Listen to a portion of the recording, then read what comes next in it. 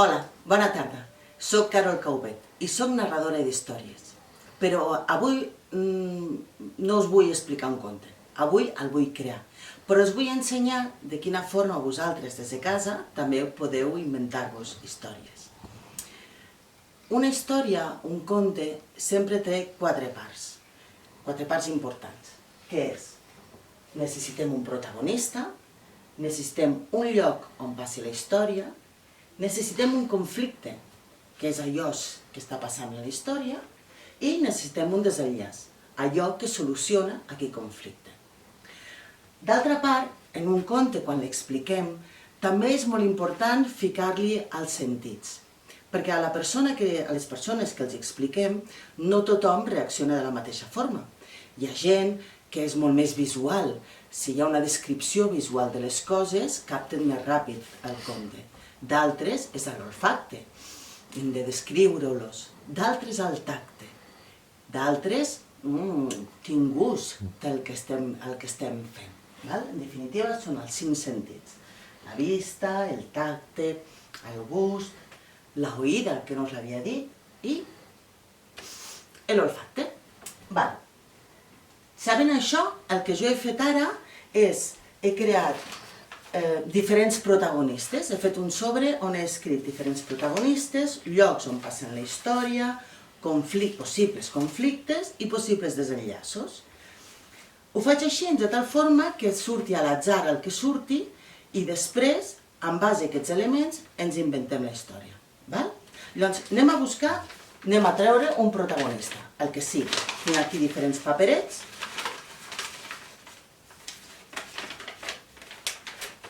I el protagonista de la història d'avui serà... Una granota. Vinga. On passarà la història? Doncs la història passarà...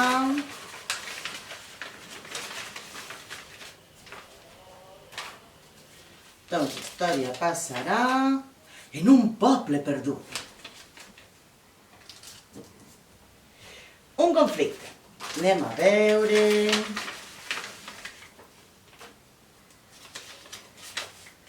Algú vol el que té el protagonista. I un possible desenllaç.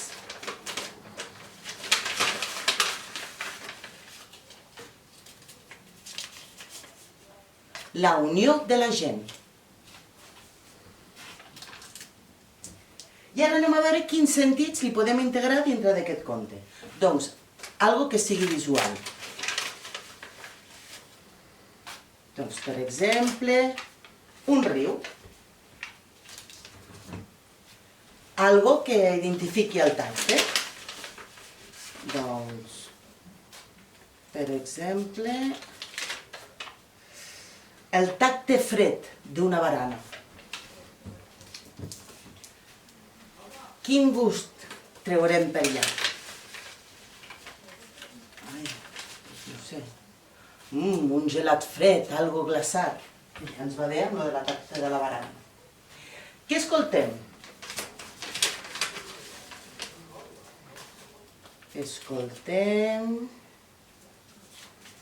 Escoltem aplaudiments. I per últim, qui es pot olorar? S'oloren espècies. Doncs començarem la nostra història. I com totes les històries, o no com totes, però podríem començar. Hi havia una vegada, fa molt i molt de temps, en un poble perdut, una granota. Una granota que es trobava molt sola, però era una granota tan especial, perquè allà en la seva bassa, era una bassa que era d'un color amb un blau, tenia unes aigües d'un blau transparent, però les pedres que rodejaven a la granota, que rodejaven tota aquella bassa, brillaven moltíssim. No sabem prou encara si és que eren pedres d'or o simplement tenien aquella brillantor. Una vegada, en aquell poble perdut, va aparèixer una guineu. Aquella guineu tan esbelta i que es passejava per allà va veure aquella granota solitària. Però no es va fixar en la granota, es va fixar en totes aquelles pedres que brillaven tant. Aquella guineu sabia que en els pobles del costat pagaven molts diners per aquelles pedres i ella els hi volia agafar.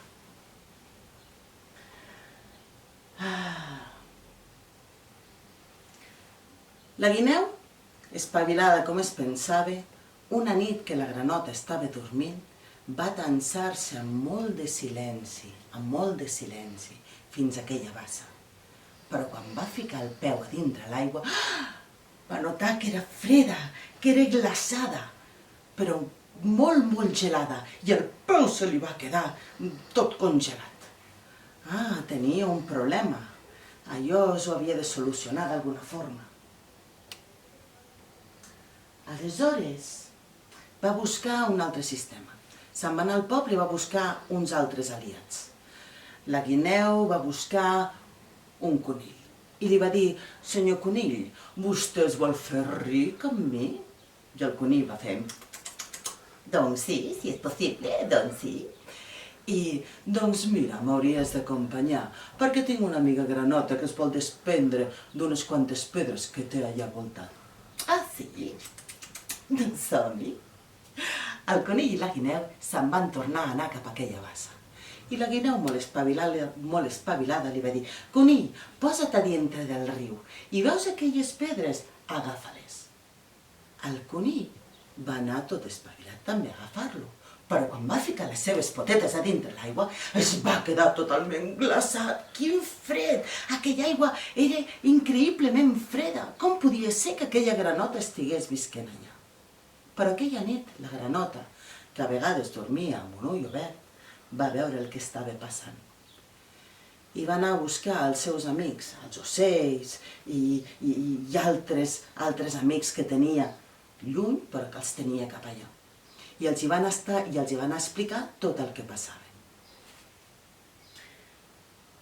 Tots els seus amics se'n van anar cap allà al costat de la bassa i van fer tota una protecció allà al costat per quan volgués tornar a venir la guineu amb la llebre. La llebre i la guineu havien estat parlant aviam de quina forma podien pescar aquelles roques i treure-les d'allà. Però els altres amics sabien molt bé que ni la guineu ni el conill hi havia unes espècies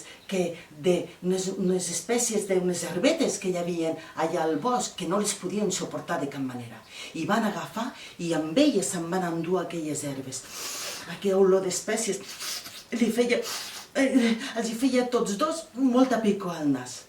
Així va ser que la pròxima vegada que tots dos van anar amb unes canyes de pescar per agafar les pedres sense haver de ficar les mans a dintre del riu, es van trobar amb tota aquella unió de persones no, tota aquella unió d'animalons que volien ajudar al seu amic la granota. I quan es van atansar, els hi van començar a tirar les espècies al nas i ells van haver de marxar. I tots, quan van veure que fugien espantats, van fer un fort aplaudiment perquè havien vençut aquells animals dolents que volien fer mal al lloc de la granota.